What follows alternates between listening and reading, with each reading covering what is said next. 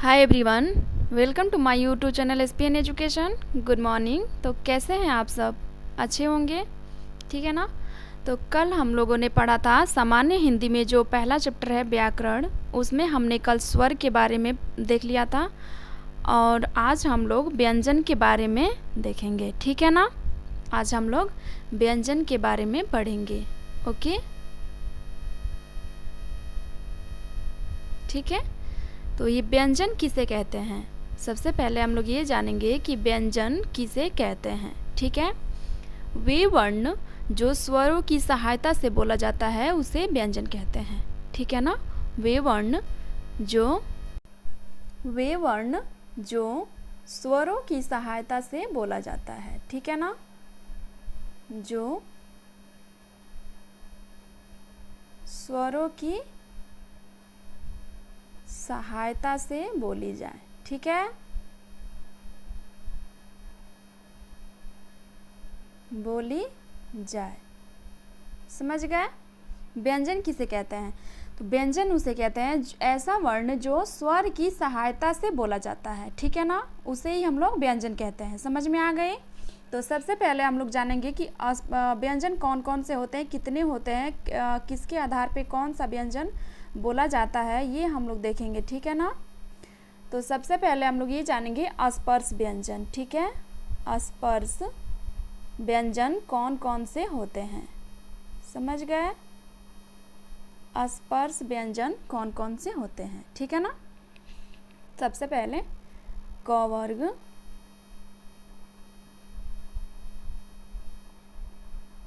च वर्ग, ट वर्ग, त वर्ग और प वर्ग, ठीक है, और प वर्ग। समझ गए ना। देखिए ये इसका ट्रिक है, अगर हमें याद नहीं रहती है तो हम ये भी देख सकते हैं। देखिए क च ट त प, ठीक है, तो इसे हम लोग ऐसे ट्रिक से याद कर सकते हैं, क च ट त प। समझ गए। इसको हम यहाँ पे लिख दे रहे हैं, आप लोग इसको ट्रिक से हम लोग याद कर सकते हैं कि अस्पर्श व्यंजन कौन कौन से होते हैं। तो अस्पर्श व्यंजन क वर्ग, च वर्ग, ट वर्ग और त वर्ग और प वर्ग, ठीक है ना। ये 5 होते हैं हमारे अस्पर्श व्यंजन, यानी 25 होते हैं। समझ गए ना। अस्पर्श व्यंजन कितने होते हैं? 25 होते हैं। जो क वर्ग में जितने भी हमारे वर्ड आते हैं, जैसे क हो गया, क, ख, ग, घ और अंग। समझ गए। ये हमारे क वर्ग के अंतर्गत आ गए, ठीक है ना। ये क वर्ग के अंतर्गत आ गए, ठीक है। ऐसे ये च छ ज मतलब पूरा प वर्ग तक पूरा, मतलब जितने भी इसमें आते हैं वर्ण, सबके सब क्या है? अस्पर्श व्यंजन है, ठीक है ना। ठीक है। च, छ, ज, झ और य, ठीक है। जितने भी इसमें आते हैं, जैसे ट, ठ, ड, इसमें एक और आता है, इसको हम यहीं पे लिखें या फिर बाद में बताएंगे, ठीक है। ड, ढ और अड़ा, ठीक है, ठीक है ना। समझ गए। ओके। तो अब हम ये देखेंगे इसमें अल्पप्राण, महाप्राण, घोष और अघोष सब हम इसमें देखेंगे। तो ये पहला हो गया,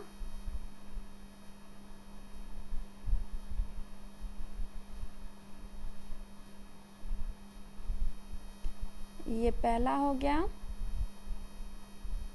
दूसरा,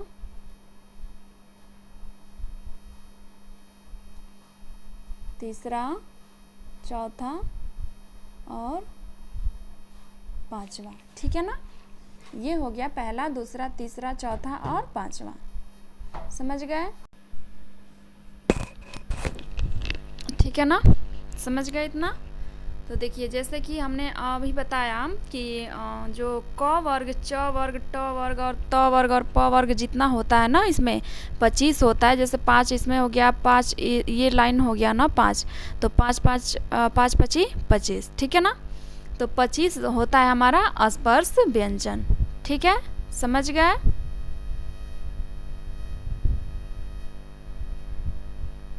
ठीक है ना। ओके, और जो ये होता है ना ड, ड और ढ, ये ड और ढ होता है हमारा उत्क्षिप्त व्यंजन। ठीक है ना, उत्क्षिप्त व्यंजन होता है। समझ गए, ये ड और ढ होता है उत्क्षिप्त व्यंजन। ओके, समझ गए इतना। जो क वर्ग, च वर्ग, ट वर्ग, त, प वर्ग जो होता है ना, ये हमारा स्पर्श व्यंजन होता है। और ये जो ड और ढ ऐसे कभी लिखा जाता है ना, तो ये हो गया दोनों उत्क्षिप्त व्यंजन। ठीक है, उसको भी इसमें इंक्लूड करते हैं। ठीक है ना। अब आते हैं अंतस्थ व्यंजन पे। ठीक है, जो 25 हो गया इसमें स्पर्शी व्यंजन। अब आते हैं अंतस्थ व्यंजन पे। ठीक है, अंतस्थ व्यंजन। ठीक है, अंतस्थ व्यंजन कौन कौन से होते हैं ये देखना है। य, र, ल और व। समझ गए। अंतस्थ व्यंजन 4 होते हैं। ठीक है ना, अंतस्थ व्यंजन 4 होते हैं, य, र, ल और व। ठीक है, ओके। अब होते हैं ऊष्मी व्यंजन। ठीक है, ऊष्म या संघर्षी व्यंजन, ये भी 4 होते हैं। ठीक है, कौन कौन सा होता है? स, स और ह। ठीक है ना, ये भी 4 होता है। अंतस्थ व्यंजन 4 होता है, य, र, ल और व। उसमें या संघर्षी व्यंजन भी 4 होता है, स और ह। ठीक है ना, समझ में आ गई इतनी चीज़ें। ठीक है, और 4 होता है हमारा संयुक्त व्यंजन। ठीक है ना, 4 होता है संयुक्त व्यंजन। संयुक्त व्यंजन कौन कौन से होते हैं? छ, त्र, ज्ञ और स्र, ये 4 होते हैं संयुक्त व्यंजन। ठीक है, समझ गए। अब ये जानेंगे आप लोग कि संयुक्त व्यंजन किसे कहते हैं। जो 2 वर्णों से मिल करके बना होता है उसे संयुक्त कहते हैं। संयुक्त मतलब जुड़ा हुआ। ठीक है, 2 वर्ण से मिल करके ये बना हुआ है। ठीक है ना। तो 6 किस किस शब्दों से मिल करके बना है? इसमें बना है क हलंत प्लस स। ठीक है ना, ये इससे मिल करके बना हुआ है। ठीक है, और जो त्र है ना, ये मिलकर के बना हुआ है त प्लस र से। इसमें तो दिख ही रहा है त र। ठीक है ना, त्र ऐसे मिलकर के बना हुआ है। ज्ञ किससे मिलकर के बना हुआ है? ज हलंत प्लस य से। समझ गए। अब स के बारे में देखेंगे। स किससे मिलकर के बना हुआ है? स जो है स हलंत प्लस र। ठीक है, इसको आप लोग नोट करेंगे, बहुत ही इम्पोर्टेंट है। इसका रूप पूछ लेता है इससे कि ये किस किस वर्णों से मिलकर के बना हुआ है।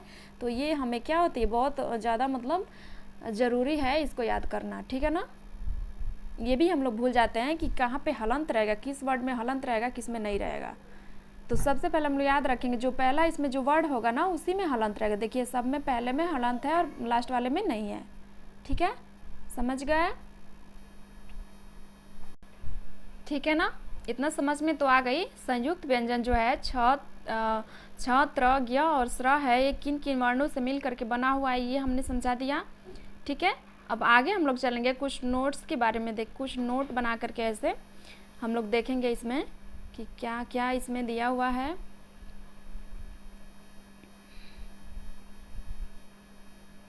ऐसे लिखेंगे कुछ जो अंतस्थ व्यंजन होते हैं ना, जो अंतस्थ व्यंजन होते हैं य, र,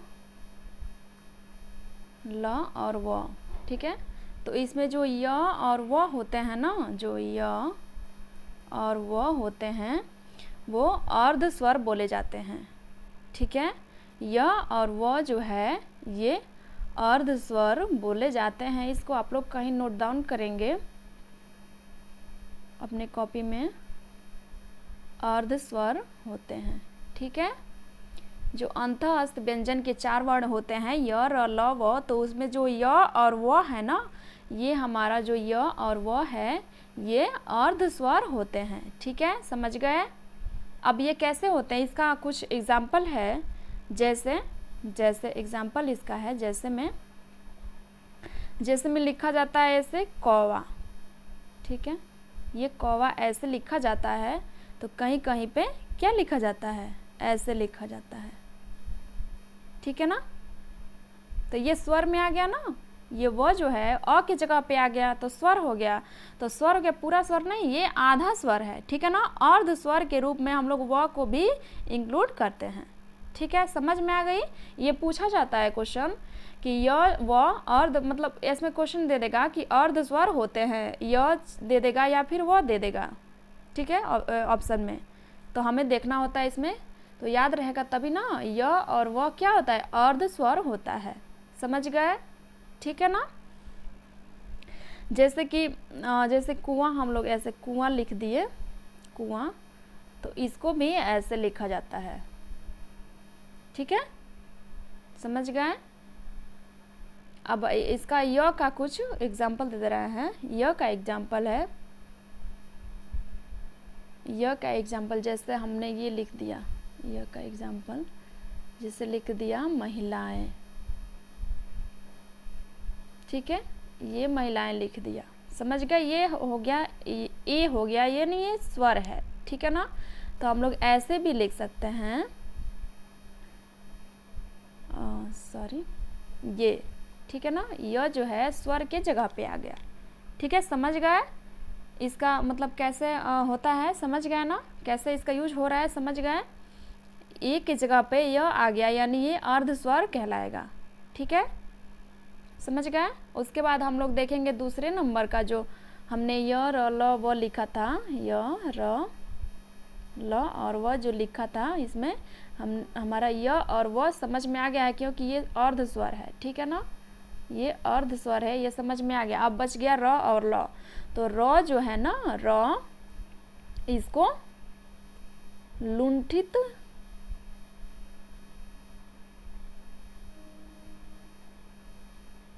या प्रकंपित बोला जाता है। ठीक है, इसको लुंठित या प्रकंपित बोला जाता है। समझ गए। अब कैसे, लुंठित का मतलब क्या होता है, लुंठित मतलब एकदम जैसे गोल सा हो जाना, प्रकंपित वही हो गया। जैसे लुंठित हमें नहीं समझ में आ रहा है तो प्रकंपित हम समझ ले रहे हैं। जैसे कंपन, हम र बोलते हैं, र आप बोल करके देखिए क्या होता है, जीभ में क्या होती है, कंपन थोड़ी सी आती है। ठीक है ना, प्रकंपित होता है। समझ गए।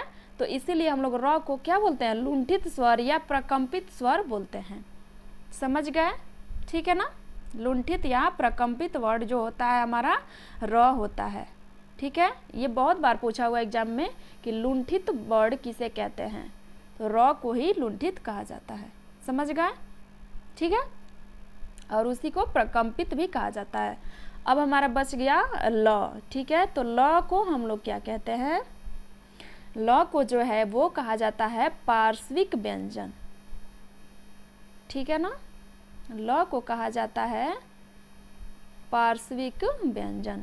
अब पार्श्विक का मतलब क्या हुआ, हमने जब कराया था सेट, उसमें बताया था, उसमें एक क्वेश्चन आया हुआ था कि पार्श्विक स्वर जो है वो कौन सा है, पार्श्विक ध्वनि कौन सा है। तो पार्श्विक ध्वनि हमारा क्या होता है, ल ही होता है। ठीक है ना, ल को हम लोग पार्श्विक व्यंजन के रूप में देखते हैं, समझते हैं इसको। ठीक है ना, तो ये कैसे हो गया, पार्श्विक का मतलब क्या होता है, जो मतलब बहुत अंदर से, पीछे से, पार्श्विक का मतलब पीछे से हम लोग समझ ले रहे हैं। ठीक है ना, पीछे से जिस वर्ड का उच्चारण होता है, जैसे ल ऐसे हम बोलते हैं, तो क्या होता है, हमारे अंदर से निकल कर ये चीज़ें आती है, पार्श्विक यानी पीछे से निकल कर के आती है, तो इसे हम लोग पार्श्विक व्यंजन कहते हैं। समझ गए। ल हमारा क्या है, पार्श्विक ध्वनि है। ठीक है ना, पार्श्विक वर्ड है, ध्वनि है, व्यंजन है। समझ गए। ओके, अब हम लोग कुछ देखेंगे इसमें जो आगत वर्ड होते हैं, कुछ आगत व्यंजन भी होते हैं, उसके बारे में हम लोग देखेंगे। ठीक है, जो आगत वर्ण होते हैं वो कौन कौन से होते हैं, फिर से हम लोग नोट ऐसे डाल करके लिखेंगे, ये चीज़ें हम लोग ज़्यादा ध्यान में रहता है, ठीक है। नोट डाल करके आप लोग लिख सकते हैं, ठीक है। पहला जो आगत है वर्ड है वो है आगत, जो स्वर है वो है आ, ठीक है ना।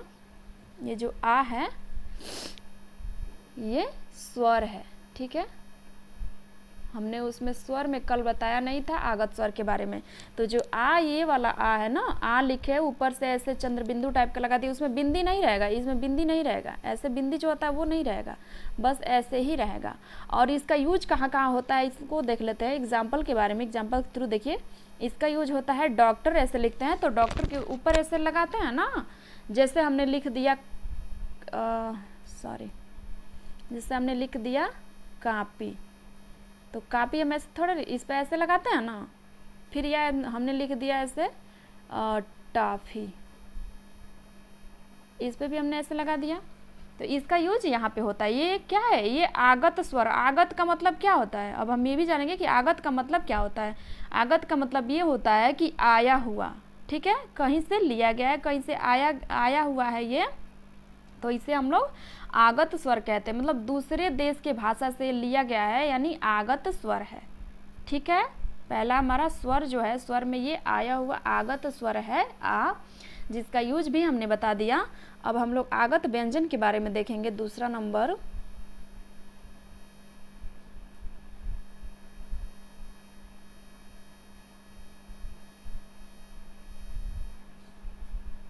आगत व्यंजन, ठीक है। आगत व्यंजन में कौन कौन से आए हुए हैं, जैसे कि आ गया ये क, ख, ये आ गया ज,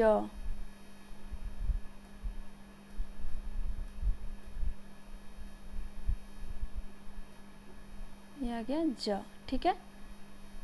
ये आ गया फ, ये क्या हुआ है, ये आगत व्यंजन है, ठीक है ना। ये भी हमसे पूछा जाता है क्वेश्चन में, आगत व्यंजन कौन से है। ऑप्शन में हमारा किसी एक कोई एक उसमें रहेगा इसमें से, और हमें बताना होता है कि कौन सा आगत व्यंजन है, ठीक है ना।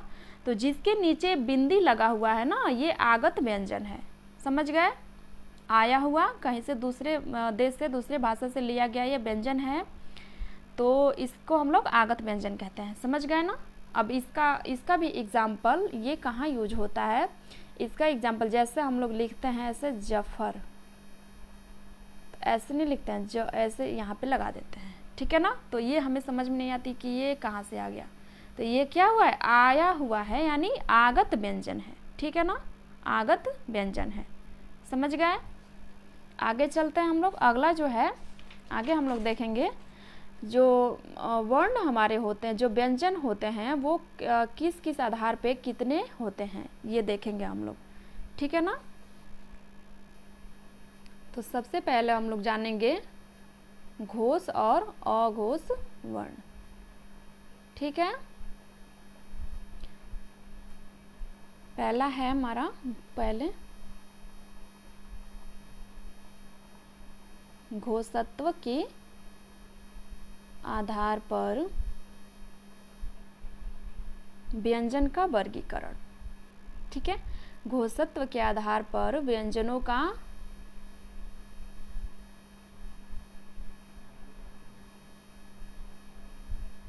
प्रकार, समझ गए। तो घोषत्व के आधार पर व्यंजन कितने प्रकार के होते हैं ये हमें बताना है। घोषत्व के आधार पर व्यंजन हमारे दो प्रकार के होते हैं, ठीक है, दो प्रकार के होते हैं। पहला है अघोष व्यंजन, ठीक है, दूसरा है घोष या सघोष, ठीक है, समझ गए। घोष या सघोष दोनों एक ही है, पहला हमारा है अघोष, दूसरा है सघोष, ठीक है, समझ गए। अब हमें ये जानना है जो अघोष होता है वो कौन कौन से होता है, और जो सघोष होता है वो कौन कौन से होते हैं। तो जो अघोष है ना, जो अघोष है इसमें आता है पहला और दूसरा, ठीक है ना, और सघोष में आता है तीसरा, चौथा और पांचवा। ठीक है, अ घोष में आता है पहला, दूसरा, और स घोष में आता है तीसरा, चौथा और पांचवा। और ये कौन कौन से क्या हम बोल रहे हैं तीसरा, चौथा, पांचवा? जैसे कि अभी हमने क, ख, ग, घ, अंग लिख करके बताया, उसमें 5 वर्ड होते हैं जो होते हैं पहला क और ख पहला हो गया, ग, घ, अंग तीसरा, चौथा, पांचवा हो गया। ठीक है, तो उसमें जो होता है क वर्ग का जो पहला अक्षर होता है, जितना भी वर्ड नीचे तक सब सारे के सारे क्या होते हैं? अ घोष होते हैं। ठीक है, दूसरी लाइन का भी सारे के सारे अ घोष होते हैं। समझ गए? जैसे कि हम लिख करके यहाँ पे बता दे रहे हैं, जैसे हो गया क, ख, ग, घ और अंग, ये हो गया ना। तो ये जो क है ना, क, ख, ये अ घोष है। ठीक है ना। और जो ग, घ और अंग है तीसरा, चौथा, पांचवा, ये हमारा स घोष यानी घोष वर्ड है। ठीक है, घोष व्यंजन है। समझ गए? ठीक है, अब हम लोग ये जानेंगे कि जो अ घोष व्यंजन होते हैं उसमें कौन कौन से वर्ण और आते हैं।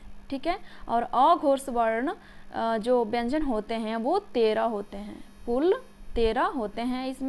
इसमें होता है जो अस्पर्श संघर्षी जो व्यंजन होते हैं उसमें संघर्षी व्यंजन उसमें का भी इसमें आया हुआ रहता है। स, स और स, ये तीनों होते हैं अ घोष व्यंजन। ठीक है, और जो ह होता है ना, संयुक्त व्यंजन का जो ह होता है वो होता है घोष व्यंजन। ठीक है, और जितने भी य, र, ल, व जो अंतःस्थ व्यंजन है ना वो सारे के सारे स घोष में आ जाते हैं। ठीक है, जो संयुक्त व्यंजन है, संयुक्त व्यंजन भी अंतःस्थ व्यंजन जो अ, य, र, ल, व होता है ना वो सारे के सारे स घोष व्यंजन में आ जाते हैं। समझ गए? और जितने भी स्वर होते हैं ना, सारे स्वर हमारे आते हैं किस में? स घोष पे। ठीक है, सारे के सारे स्वर स घोष में आते हैं। समझ गए इतना? ठीक है ना। और जो उक्षिप्त व्यंजन होते हैं ना, उक्षिप्त व्यंजन जो हमने बताया, इसमें ड और ढ, ये उक्षिप्त व्यंजन है, ये भी हमारे घोष के अंतर्गत ही आते हैं। ठीक है, और स्वर जो 10 होते हैं वो भी घोष वर्ण के अंतर्गत आते हैं। और जितने भी ये होते हैं, कुल घोष वर्ण कितने होते हैं? 20 होते हैं। ठीक है, कुल जो घोष वर्ण होते हैं 20 होते हैं, और कुल अघोष वर्ण होते हैं जो वो 13 होते हैं। ठीक है ना। समझ गए? इतनी चीज़ें समझ में आ रही है? आगे चलें आगे हम लोग देखेंगे प्राणवायु के आधार पर व्यंजन के प्रकार। प्राण वायु के आधार पर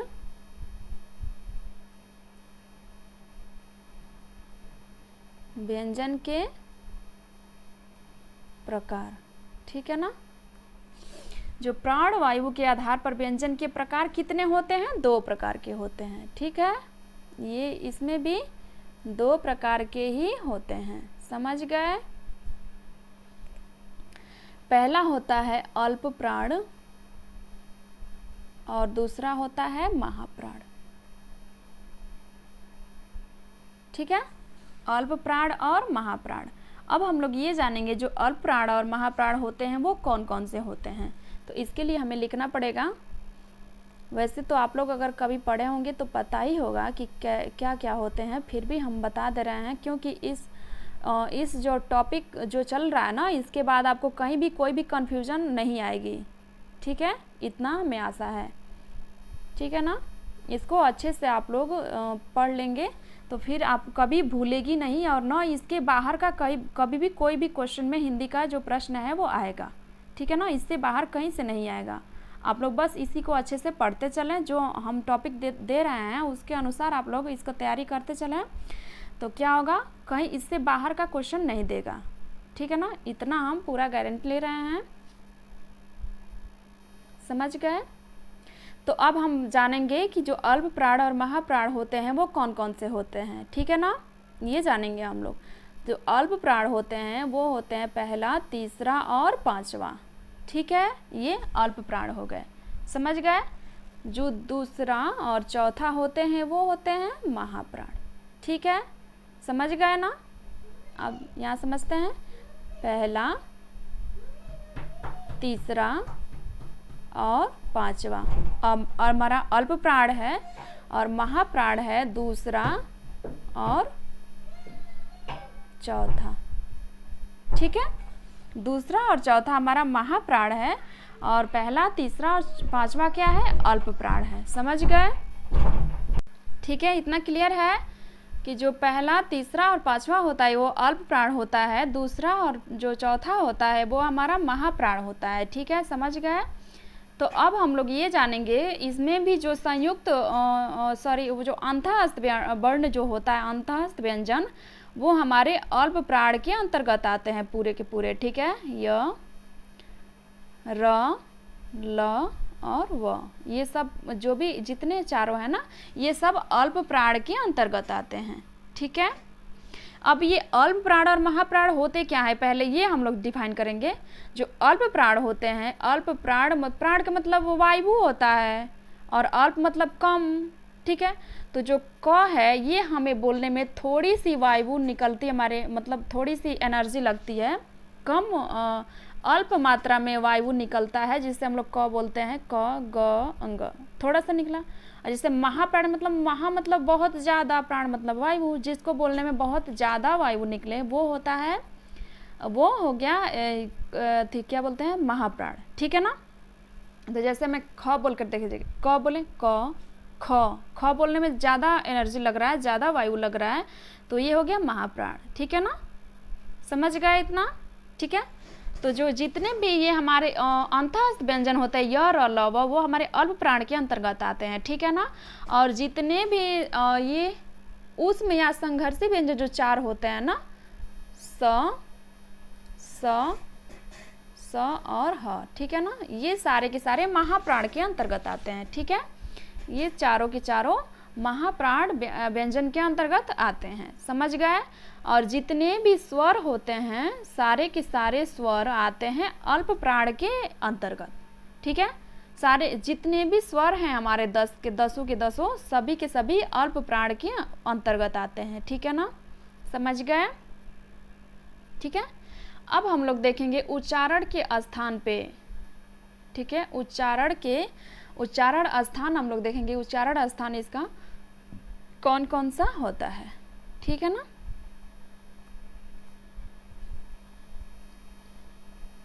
उच्चारण स्थान, जो भी हमारे व्यंजन होते हैं उसके उच्चारण स्थान क्या क्या होता है, ये हमें देखना है। ठीक है, समझ गए? तो जो क वर्ग होता है ना, इससे पहले हम लोग लिख ले रहे हैं, क वर्ग, च वर्ग,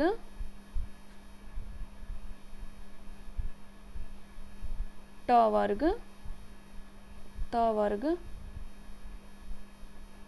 और प वर्ग। अभी प वर्ग का इधर लिखेंगे, समझाएंगे। तो क वर्ग का जो हो गया वो हो गया ये क वर्ग यानी कंठ। ठीक है, कंठ जो ये है कंठ, इसका उच्चारण स्थान, जितने भी क वर्ग के अंतर्गत आते हैं पांचों व्यंजन, वो सब के सब कंठ के उसका उच्चारण स्थान है। कंठ यानी कंठ से होकर के वो आवाज़ें क्या होती हैं, निकलती हैं। से क, ख, ग, घ, अंग जब हम लोग बोलते हैं तो ये ध्वनियाँ इसकी कहाँ से निकलती हैं, कंठ से होकर के निकलती हैं। ठीक है, कंठ यानी सबसे अंदर जो होता है उससे होकर के ध्वनियाँ निकलती है। तो ये क्या हो गया, क वर्ग के जितने भी वर्ड है सबके सब का उच्चारण स्थान क्या है, कंठ है। ठीक है, समझ गए? और जो च वर्ग में आते हैं उसमें आता है तालव्य, इसका उच्चारण स्थान है तालव्य। तालव्य का मतलब तालु से है। ठीक है ना? च, छ, ज, झ, य, ऐसे हम लोग आप लोग बोल करके प्रैक्टिकली देखिए कि जो च वर्ग का जितने भी उसमें व्यंजन है पांचों, सारे के सारे बोलने पे क्या होता है, तालु से हमारा जो टच होता है। ठीक है, तालव्य का मतलब होता है तालु से। ठीक है, तालव्य का अर्थ है तालु। तो जो इसको बोलने पे क्या होता है, तालु में हमारी जिह्वा क्या होती है, टच होती है जा करके, तो वही क्या होता है, तालव्य इसका स्थान है, उच्चारण स्थान है। ठीक है, तालव्य ध्वनि है। समझ गए? जो जितने भी च वर्ग के हैं सब के सब तालव्य ध्वनि है। ठीक है, जो ट वर्ग होते हैं ये होते हैं मूर्धा। ठीक है ना? मूर्धन्य। समझ गए? ये सब के सब क्या हुआ है, मूर्धन्य वर्ण है, ठीक है।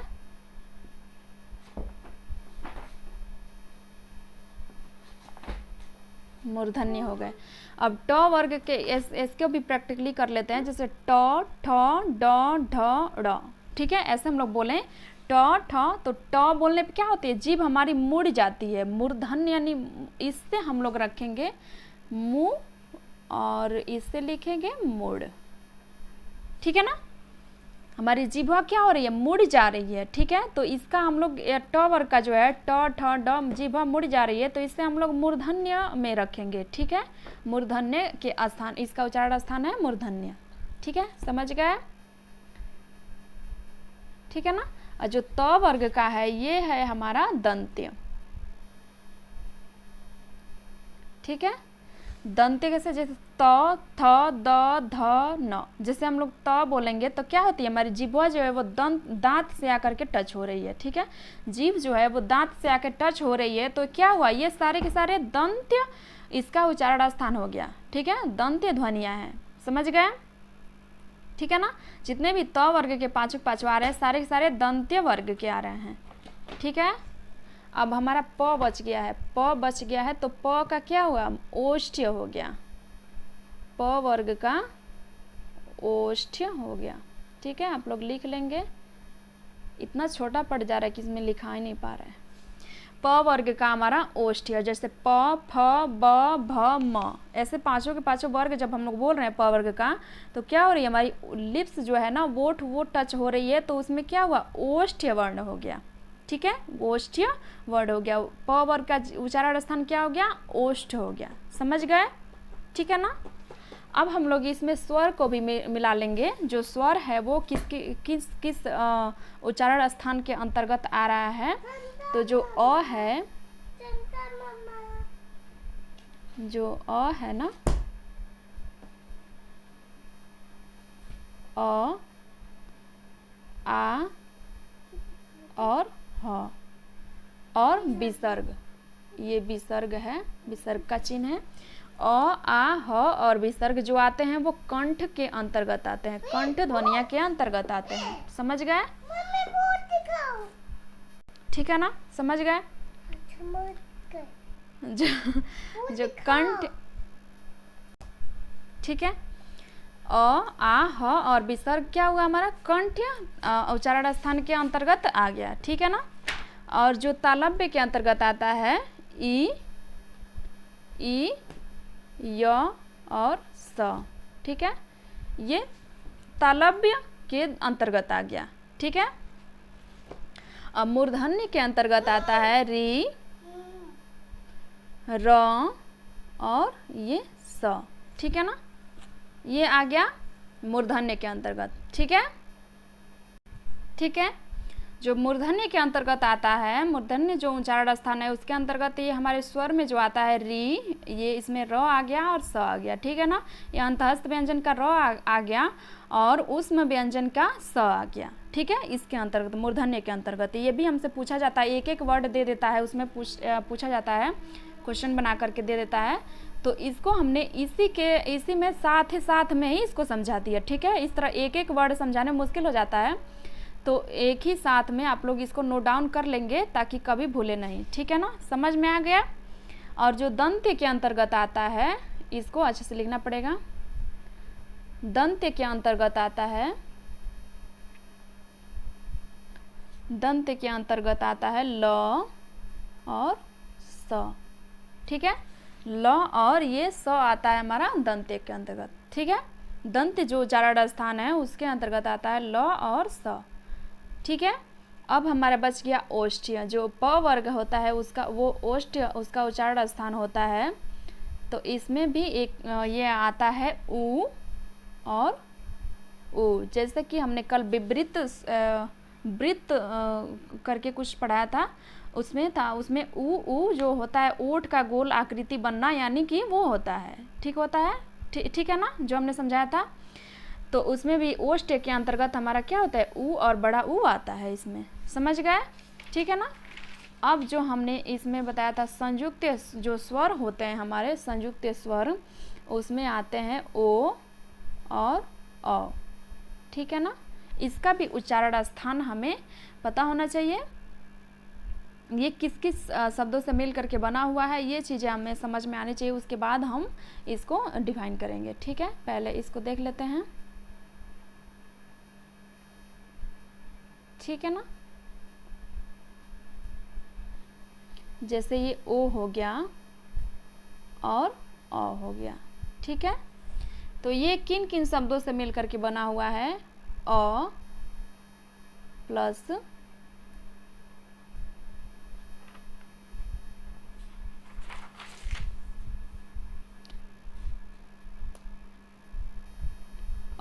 प्लस ई से। ठीक है ना, अ प्लस ई से मिल करके बना हुआ है। एक होता है ए और ए।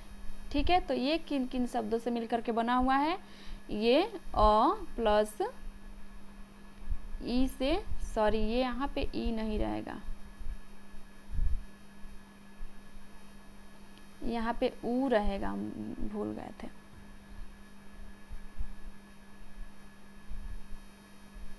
ठीक है, एक होता है ए और ए।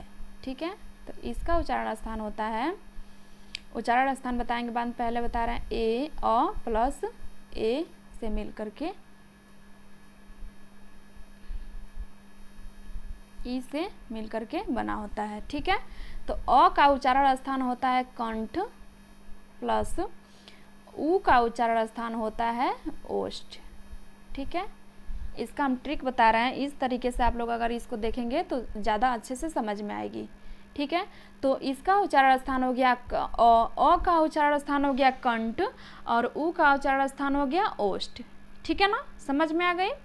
और ये हमारे जो मिल करके संयुक्त स्वर जो 4 है संयुक्त स्वर, उसमें जो मिल करके बना होता है अ प्लस ऊ से, उसमें जो है इसमें अ होता है कंठ और ऊ होता है ओष्ठ। तो ये हमसे पूछा जाता है ओ है, पहले बता देगा, क्वेश्चन में दे देगा कि कंठोष्ठ स्वर है। ठीक है, कंठोष्ठ स्वर है, उसमें ये इसमें से कोई एक दे देगा, या फिर ओ देगा या फिर अ देगा। ठीक है ना, कोई भी दे देगा, तो उसमें हमें बताना होता है। तो ये दोनों मिल करके क्या हुआ? कंठोष्ठ। ठीक है ना, कंठोष्ठ हो गया।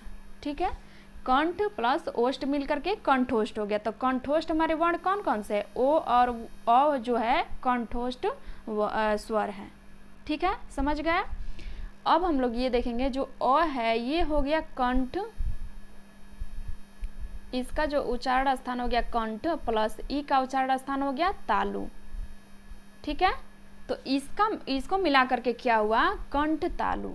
ठीक है, कहाँ लिखे हैं?